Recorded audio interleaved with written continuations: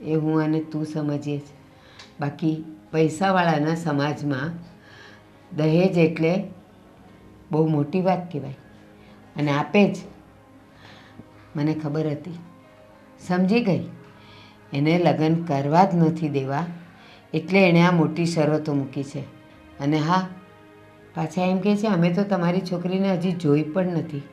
પણ આ તો તમે કહો છો કે એ બંને પ્રેમ કરે છે, એટલે આટલી શરત મંજૂર હોય તો જ તમે મને કહો તો લગ્ન નક્કી કરીએ. હા તો ખોટું કહેવાય. દેવાંગે આવી કોઈ વાત નહોતી કરી. હમણાં જ એને ફોન કરું છું ને વાત કરું છું. શાંતિ રાખ, આટલી ઉતાવળ પણ ના કર. બસ મારું માનવું એવું છે, એને ફોન કરવાથી કાંઈ નહીં થાય. અને હા, એના મમ્મીનો સ્વભાવ તો થોડોક સારો હતો. એ સમજતા હતા મારી વાતને.